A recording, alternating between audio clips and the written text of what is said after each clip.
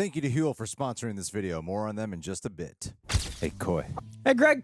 They started copyright claiming all their X-Men videos No for the shit. tiny bit of X-Men music in the trailer and the opening. Like, that's hilarious. So if there's no music in the opening credits, then but you get the rest. You get the rest. Yeah, all right. So I don't know what they're gonna show. That's so funny, dude. But man, they're all demonetized right now. Oh God. Because of 4 seconds here or there. Remember a year ago when YouTube announced they were going to start scanning everything with AI, and I was like, this is going to be a real problem. Hey, man. Here we are. I love AI. I know. I'm letting you know. Your enemy is your friend. I love them so You're much. like, you know, I love Terminator, and you're like, I think Skynet is my friend. Why do you think we're having you film so much more, Coy? Yeah, it's been great for my sanity. Likeness, you're just pulling and then eventually you'll never have to come into the what office. What a gift! And you're like, you know, if you're not here, we don't have to. You know, how about $1? $1 sound good to you, kid? And they're never going to get anything wrong yeah, in these reactions that's true. anymore. That's true. Coy. Sasquatch and Wendigo will never be mistaken for each other again. Stop wasting everyone's time. You'd make a lot of people very happy in the comments if I was an AI entity you could control. Like a bastion. Let's go. Oh, he's ready. With great music you can't hear at all. Oh, man. I wish you guys knew. What a bang. They changed everything. This is like a new song. It's the same. Boom, boom, boom. If you sing it, they're going to copyright us, Greg. I'm sorry. It's hard. It's hard not to. James Marston. Dude, I'm so excited for that comic accurate Doomsday boy. Almost comic accurate. It goes around his neck instead of off to the side for some reason. I noticed that. It bothered me. What are you going to do? If we weren't doing Road to Doomsday, I wouldn't be so mad at all the discourse. I mean, yeah. I would be in tune with the discourse. Ooh, Polaris got in the intro. Oh, good catch. What do you mean by that? I think we were more in tune with the audience at one point. Oh. But I think Road to Doomsday has got us more excited. Woo. Mystique. Oh. I'm more excited for Doomsday because my concerns about Downey are slowly getting chipped away. Yeah. Like, that was my big concern. But wouldn't you rather be excited for a movie than be on the team of upset about a movie? What gets more views? That's true. That's true. You can hate it. I'll love it. And we haven't seen it yet. It's decided now. No, going back. Good what day. A shot. Big day.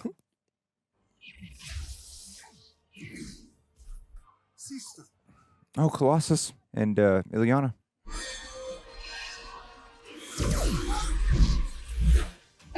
Trailer footage. Goddamn, ruined it. Why'd we break it down? Nah, every moment. I remember now. Yeah, as soon as you just said it, I was like, yeah. Damn. At least it's happening in a flashback, technically. Yeah, it's true. Ileana. No! Wow. I really wish we spent some actual time with her. Yeah, our association is from the past, really. Going right into it. It is zero tolerance. Going right into it. You were just saying titles. It's because that's why they said the tolerance in the Dude. flashback, the recap. They're doing it. Mutants can't be trusted with their power. And what does President Kelly do? He gives them more. I officially announce my candidacy for President of the United States. Wow. A leader for humanity.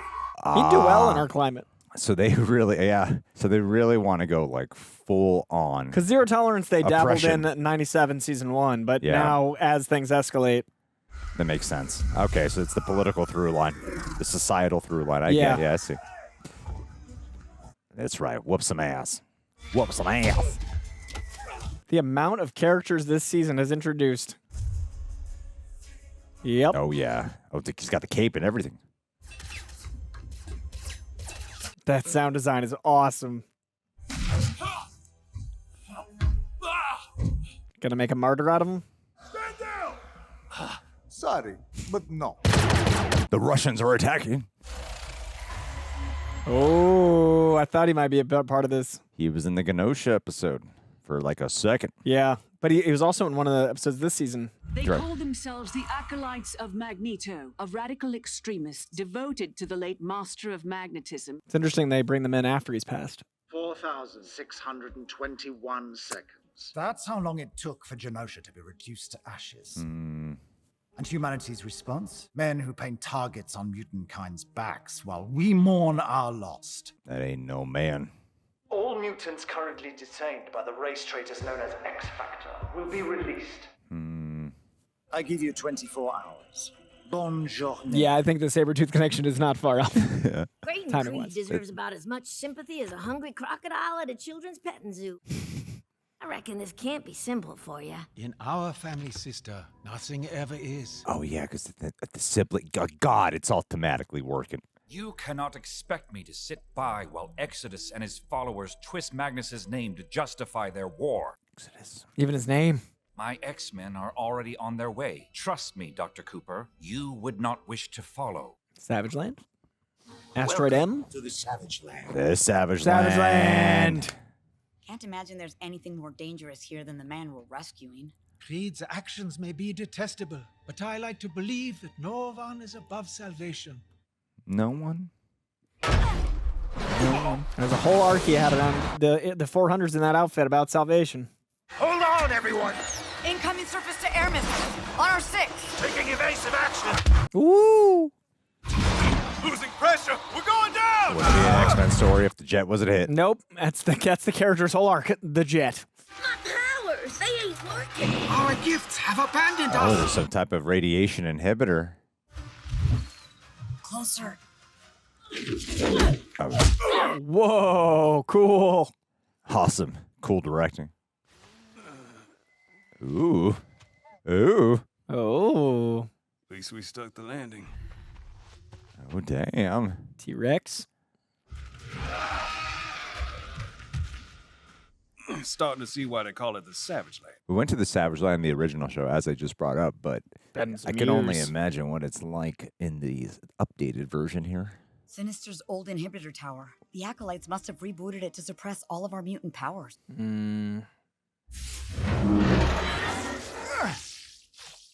Ah, these guys. We're here to rescue your hostage so you and your acolyte buddies don't start World War III. I cannot give him to you. Creed is my brother. He knows brother. this. He and I share a mother, Mystique. Okay. So long as we can ensure the prisoner is being treated fairly. Treat us with respect, and we will return such. Hell yeah. And I love perhaps your powers too. it. Nice to see him as leader here. We seek a simple life here. Food, water, and power. It's interesting to see the Acolytes from the perspective they see themselves in the comics. Like, this is how they believe they are. He has given me a purpose and earned my trust. But your sister would never want you to join the Acolytes. She did. How can any of us know the desires of the dead? So sassy. A beautiful painting. Yours? To honor her. Onslaught's definitely coming. This came. There's no way he's not. The storyline. Didn't Zero Tolerance come after Onslaught? I don't remember. Both 90s. I don't remember. I don't remember the order. Yeah. There's around. It's all They're around similar, the same time. yeah. Awaken. You have visitors. Greetings, brother. If you're gonna kill me, kill me. Skip the sermons. It's interesting to have these like main villains who are both self-hating villains. Yeah, there's so much self-loathing. Colossus, I see you have brought friends to witness our crusade. New Testament versus Old Testament. Yep, very much. And in this world, you threaten to murder a man without so much as a trial. And his priest collar on display. Because this new outfit has one. These were crimes against our kind. You suggest a trial here in the Savage Land? You gotta have trials in community, man. I have faith I can prove our brother is worth redeeming. But does our dear Templar have faith in his ability to prove otherwise? He looks very evil. Yep, that's a bad man. I will join your flock. It will be a signal to mutants across the world that even an X-Men can see the light. Give him those stakes. All this I offer with one condition. Colossus will preside over the trial. Fairness. Then we better take out that inhibitor tower first. Got any bright ideas? Bright? No, but fun? They are so flirty. Yeah, they are. No mutie jury's ever gonna let me watch! Behave yourself. This court will have order. And that is why Colossus is presiding over. He founded the Friends of Humanity, created a virus that kills mutants, tried to frame a mutant for killing the president. The humans would not make him pay for those crimes. Wow, yeah, I forgot he was in the original show. Yeah, they're going back. I remember the comic more than the show on these. Nightcrawler, for the defense. Why do you hate mutants? Why not? Because you were born. And how were you born, brother? Were you born with powers? Heck no. Heck no.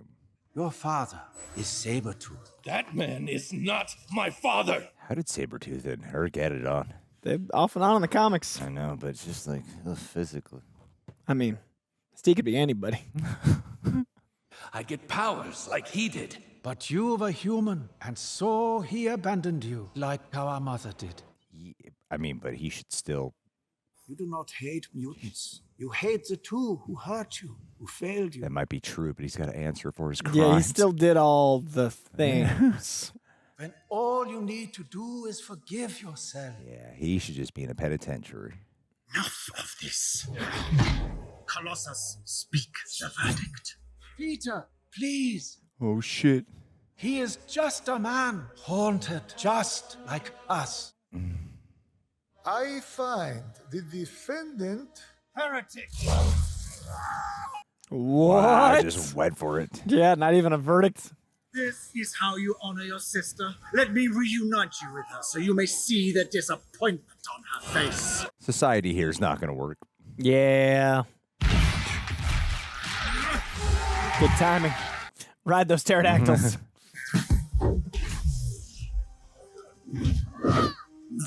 How'd they tame those pterodactyls so quickly?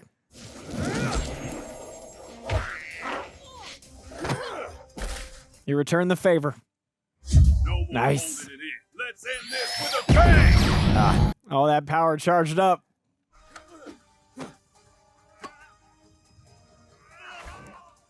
Oh, he's changed sides. We get Colossus back. Instead of Nightcrawler going to them, we get him. Your death shall salvage the day. Yeah, swashbuckler.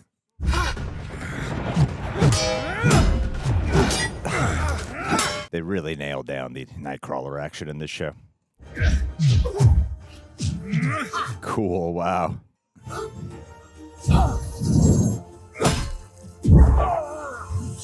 Whoop.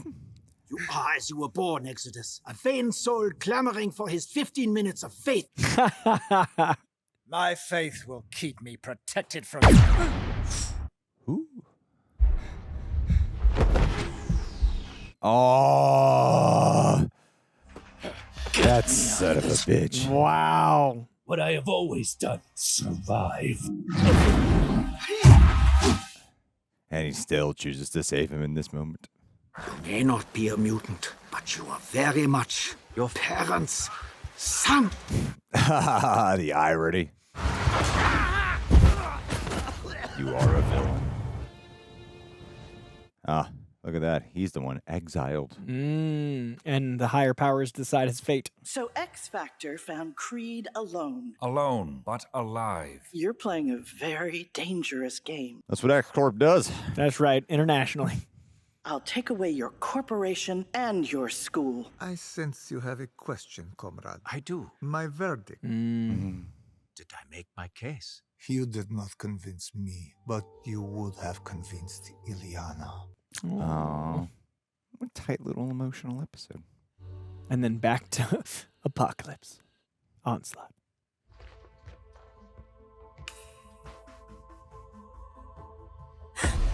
Oh. How could this be? He's taking a new form. Man, they're really slow building Gambit's return. Making it count. There have been times where I forgot to go grocery shopping. In fact, one time, my post-workout meal right before I'm about to go to work, I remember I got a slice of flavorless keto bread, put some olive oil spray on it to try to give it some type of flavor, a scoop of peanut butter with some leftover grapes. It certainly tasted like leftover grapes. Well, yeah, this is a meal. That type of sadness is the exact kind of meal HUEL has replaced for me. I'm at this office 8+ hours a day usually, and HUEL is one of my go-tos. We keep the ready drinks in a lot of our fridges here, and you know, I'm such a good boss, I never have any of them because the other hosts, they take the best flavors. It never upsets me. They don't ever run it by me.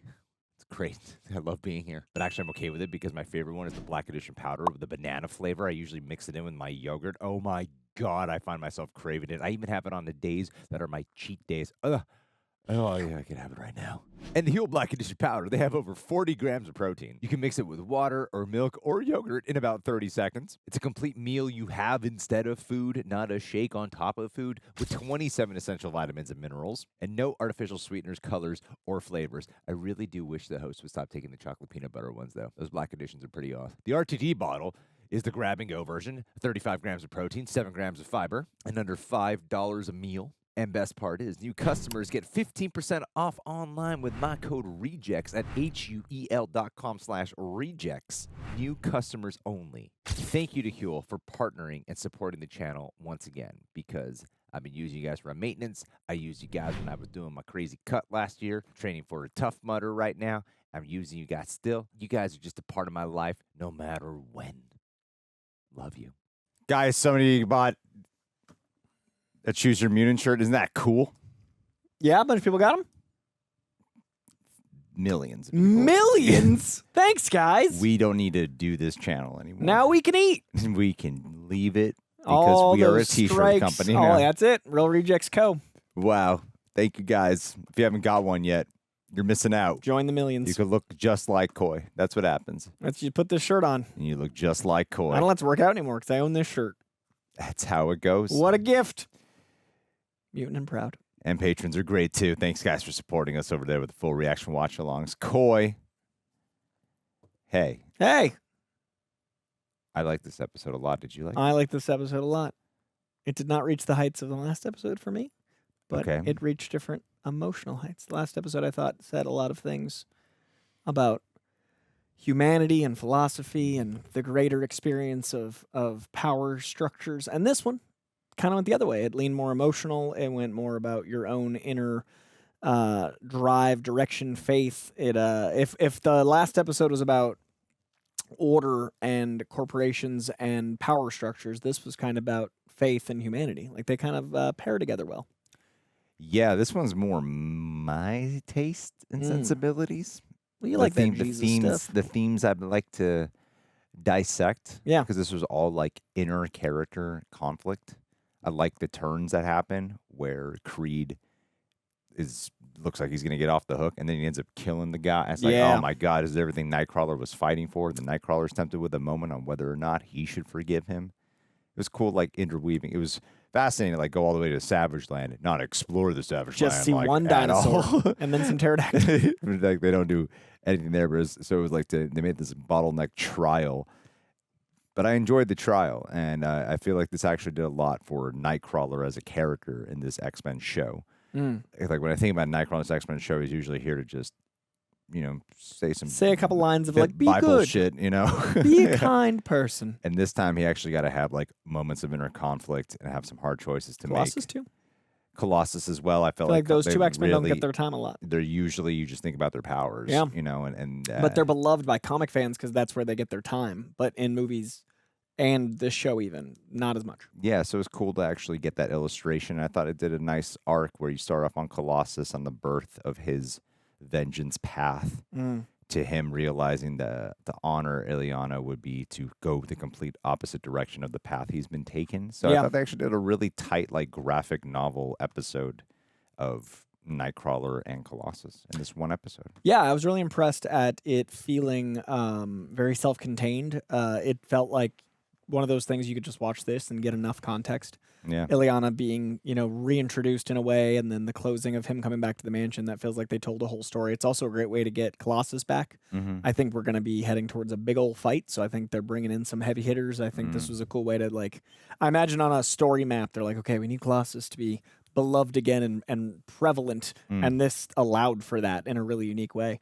I personally, Wasn't swayed by Nightcrawler's argument. But I liked that I was thinking about it. Like it caused me to decide. And I like anything that posits something and then it makes you decide whether or not you're on a side. It gives enough context to be like, what do I feel? And I always like when a show can do that. All he did was just flesh out why the killer's a killer. He gave context. He gave context to why context. Jeffrey Dahmer turned into Jeffrey Dahmer. Yeah, I'm like, okay, cool. He was born, he saw some fucked up stuff, and now he's like, I get it. But that's not enough for me to forgive anything. I guess the choice is you murder this guy or do you imprison the guy and let him live in his mistakes. Yeah, and I guess like there's the strongest argument he was making was maybe by showing the trial like he was actually getting emotionally affected by this shit that there's a chance for atonement in prison. I saw it as him trying to make him understandable to the mutants who have been through similar. Absolutely. Like all the mutants are like, definitely. I was, ostracized as a child, and this human was ostracized. Like these two humans betray their mutant baby, so too have two mutants betrayed their human baby. Like I saw the parallels. I just didn't forgive him. Yeah. Yeah, exactly. Well, I thought they used the interesting part of Creed, which is the fact that he is this child of two very famous villainy mutants. Which you opened with. Yeah. I thought that was really funny. Like when they got, because obviously we didn't know what the story was going to unfold into. I thought it was going to be like a Zero Tolerance or some political episode. I mean, so when the whole thing was like, and the big reveal, what Greg said at the beginning. Yeah. I don't remember if the show even established that in the original show. I really don't remember. It's been long enough since that would have happened. Like, it would have been the 93 show. So, like, it's been long enough. I'm like, I have no idea if that's canon yet. Yeah, because the way Nightcrawler went about it is this is something that everybody knows. And I'm like, oh, I guess so. I guess this is a thing. I don't think they brought it up season 1 because I don't remember a lot of Sabretooth season 1. I know they had, like, a mention of Creed at one point. Mentioned, yeah, but, like, they wouldn't have fleshed out, like, his parents. Yeah, they didn't do any of that. And so it was like, yeah, because I thought they were going to, like, bring in the Brood. I think they're going to bring the Brood again because they flashed the Sabretooth. But that was the only reason why they flashed the Sabretooth. Oh, that's funny. So I'm but understanding. Instead, it was lineage. To my understanding, they've kind of been. I can't say too much here. I got to be safe. They've remixed some of the release of the episodes. It's not exactly like what you expected. No. I'm saying like there's an original plan for how to release the episodes. Oh, and sometimes they get remixed. It definitely is interesting that like that's why the structure feels a little. It feels weird. We've taken 2 left turns. Yeah, right. Because like we went Wolverine to get his adamantium back, which felt a little fast for me. Yeah, and then we went back to main story, and now we're back on a side mission, and then I assume we go back to the main story because we've only got 3 left. Yeah, because that's why 1, 2, and 3. I think they were the only ones, and 4, 1, 2, 3, and 4 were the ones that felt unified. Yeah, but and then 5 was a pivot. 6 kind of came back to me. 7 pivot. There's only 2 left. Yeah, it's been a fascinating structure. I don't know how. I mean, this would have to come after 6 though, because after the X-Corp situation and stuff. I feel like this is where this one had to be, because it couldn't be after they resolve. But I wonder if like the Sabretooth and Wolverine one got pushed earlier because they wanted to remind us of Sabretooth. Maybe because of this thing. With it was just a Creed. weird. It was a weird pivot. But they also, I feel like they need the adamantium before. I feel like they needed to have that episode before they do. Like these might have swapped, but it wouldn't have really changed much. That's true. That's a great point. Because the next 2 episodes are definitely going to be main storyline, and we need Wolverine, adamantium, I'm sure. We need Colossus back in the team, I'm sure. Yeah. Well, these feel like that they were written for that purpose. Like the puzzle was like, how do we get these 2 guys? And the themes of what they did with the last season with the self-hating mutant of Bastion and what he was creating with the Sentinels and stuff. Mm-hmm. It was a cool turn. And then they're carrying that over, but like last season was going, here you should fear mutants because of the things that they are, you know, Sentinels and powers and shit. And this one's really digging back into the societal level of like full on oppression of a species. And then popping over the Savage Land to make it scopy and like using the acolytes to add like, comic book stakes. Yeah. But at the end of the day, it's a court episode. And while they have a character named Apocalypse who's yes. on his way He's to create an apocalypse. An exodus. They just keep making it harder to argue for the mutant rights. Yeah. But I do like the idea of how they really explored Creed's childhood wounds. Like I thought that was actually a really fascinating thing of his abuse. A human as the son of two mutants. And like being abandoned, and then a Sabretooth feeling like he's not good enough. And so that not good enough has been turned into hatred for his own, for his kin. And they even brought up Sabretooth's other kid in the last episode. Wild Child. Wild Child, yeah. Who's a mutant and a feral little pup like he wanted. Yeah. So yeah, I still think it's like a really cool episode. I think it's a pairing to me, you know, like of tonalities. Yeah. Yeah. That's it, man. That's what it. those are our thoughts. I mean, it was only a 25-minute episode. It's really solid. I feel Did like you we covered Exodus's You know, I said, I think when they teased him, like the Acolytes and Exodus and those characters have never appealed to me as much as a lot of 90s characters. I know a lot of people, I think people got mad, if I remember correctly, when I was like, oh, that guy, I forgot his name. Like Exodus never was like, he never tracked high for me. The Brotherhood and other Magneto teams, I like the concept of like someone that is so devout to Magneto that even after his death, they're like trying to speak the word of Magneto. I just never really connected to the characters and how they were used, except for that high line concept. The rest was always like, so it was about, you know, that was Exodus as I saw him. Well, part of what's happening with this season that gets me a little concerned about the future of this show, because I obviously I really like this episode. But when you introduce the Acolytes of Magneto, and you kill the main one. And then you fucking like pretty much disband them all. They're covering so many stories so quickly. My concern is that like, and we're at the point in the season where I think it's fair to say these things. We're into the third act because it's 2 episodes left. Yeah. But it doesn't feel like the third act. It feels like late second act. So that means the third act has to be 2 episodes. But what my feeling is they've covered so many storylines so quickly. At some point, we're not going to feel the emotional weight of the ones we need to. And Wolverine is a great example where when he got his adamantium taken out, it was like traumatic. And then we didn't see him much before he got it back. Yeah. So that felt like it was just like, and we're back. And likewise, I don't feel like we were missing Colossus enough to feel the return of him. Yeah. So there's a lot of things that are hugely impactful because in the comics, they take months to years. And the show is kind of speed running it.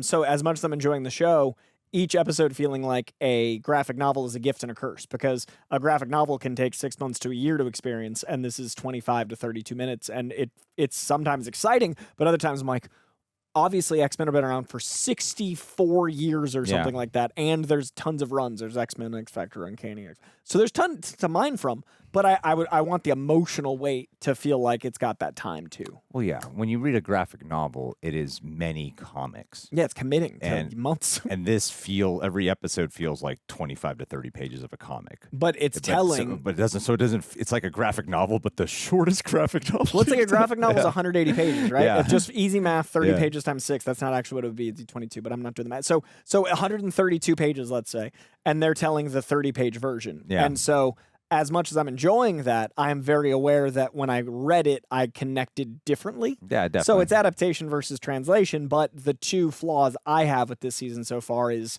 because of that adaptation choice, the speed is making me feel differently about Wolverine's adamantium, Colossus' return, and those things. No, I think that points out a very fair thing that even if you don't, I don't think you really need the graphic novels.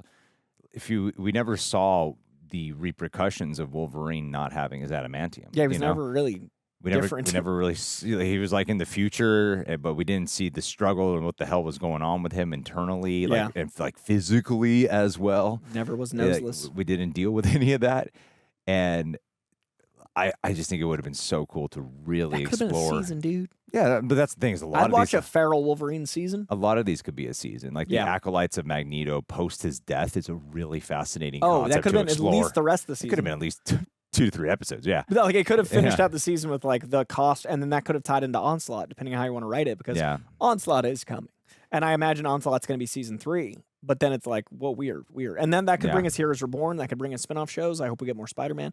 But I don't want to lose the emotional depth of how it feels when it's a long journey. I'm right there with you, man. I'm right there with you. But really, it's still a really great episode. Great episode for the episode. And great season as well. Yeah. There are just some things that are presenting as some mild concerns that might evolve into bigger concerns. That's exactly how I feel. I'm still very happy X-Men 97 is back and on and feels just as big. Like, I remember thinking about 10 minutes into this episode, like, man, an X-Men show's on. And, like, how happy that made me and how it felt truly X-Men. But so as to not be shit. I do think it's worth mentioning a few of the concerns. Oh, yeah.